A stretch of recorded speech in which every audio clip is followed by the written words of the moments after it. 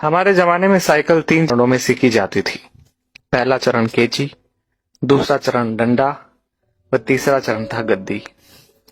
तब साइकिल चलाना इतना आसान नहीं था, क्योंकि तब घर में साइकिल बस एक होती थी जिसे पापा ही चलाया करते थे। तब साइकिल की ऊंचाई 24 इंच हुआ करती थी, जो खड़े होने पर हमारे कंधे के बराबर आती थी।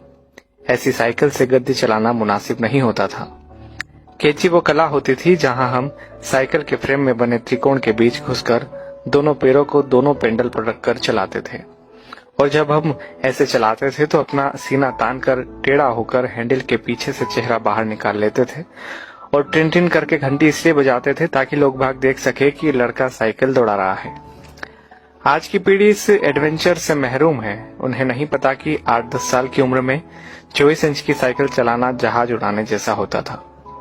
हमने ना जाने कितनी दफा अपने घुटने और मुंह तोड़वाए थे, और गजब की बात तो यह है कि तब दर्द भी नहीं होता था। गिरने के बाद चारों तरफ देखकर चुपचाप खड़े हो जाते थे, अपना निक्कर पोंछते हुए। अब तकनीकी ने बहुत तरक्की कर ली है। 5 साल के होते ही बच्चे साइकिल चलाने लगते हैं, वो भी बिना गिरे। 2-2 फीट की साइकिल आ गई है, और अमीरों के बच्चे तो अब सीधे गाड़ी चलाते हैं। छोटी छोटी बाइक उपलब्ध है बाजार में। मगर आज के बच्चे कभी नहीं समझ पाएंगे कि उस छोटी सी उम्र में बड़ी साइकिल पर संतुलन बनाना जीवन की पहली सीख होती थी, जिम्मेदारियों की पहली कड़ी होती थी, जहां आपको यह जिम्मेदारी दे दी जाती थी कि अब आप गेहूं पिसाने लायक हो गए हैं। इधर से चक्की तक साइकिल डुगराते हुए जाइए और उधर से केची चलाते हुए घर वापस आइए। और यकीन मानिए, इस जिम्मेदारी को निभाने में खुशियां भी बड़ी गजब की होती थी। और यह भी सच है कि हमारे बाद केची प्रथा विलुप्त हो गई है। हम लोग ही दुनिया की आखिरी पीढ़ी है जिसने साइकिल चलाना 3 चरणों में सीखा था।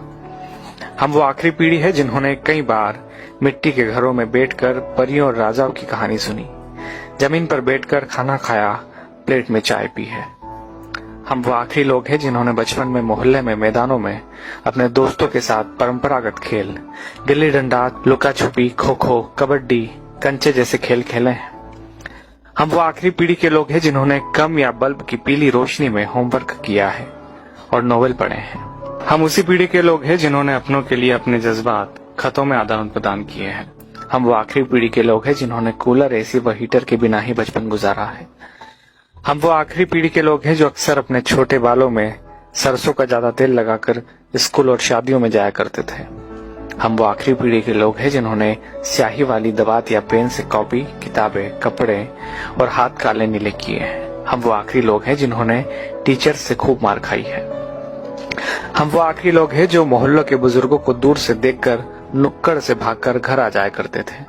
हम वो आखिरी लोग हैं जिन्होंने गोदरेज सोप की गोल डिबिया से साबुन लगाकर शेव बनाई है, जिन्होंने गुड़ की चाय पी है, काफी समय तक सुबह काला या लाल दंत मंजन या सफेद टूथ पाउडर इस्तेमाल किया है। हम निश्चित ही वो आखिरी लोग हैं जिन्होंने चांदनी रातों में रेडियो पर बीबीसी की खबरें, विविध भारती, ऑल इंडिया रेडियो और बिनाका गीत माला जैसे प्रोग्राम सुने हैं। हम ही वो आखिरी लोग हैं जब हम सब शाम होते ही छत पर पानी का छिड़काव किया करते थे। उसके बाद दरी चादरें बिछाकर सोते थे। एक स्टैंड वाला पंखा सबको हवा के लिए हुआ करता था। सुबह सूरज निकलने के बाद भी ढीठ बने सोते रहते थे। वो सब दौर बीत गया। दरी चादरें अब नहीं बिछा करती है। डब्बों जैसे कमरों में कूलर, एसी के सामने रात होती है, दिन गुजरते हैं। हम वो आखिरी पीढ़ी के लोग हैं जिन्होंने वो खूबसूरत रिश्तों और उनकी मिठास बांटने वाले लोग देखे हैं जो लगातार कम होते चले गए। अब तो लोग जितना पढ़ लिख रहे हैं उतना ही खुदगर्जी, अनिश्चितता, अकेलेपन व निराशा में खोते जा रहे हैं।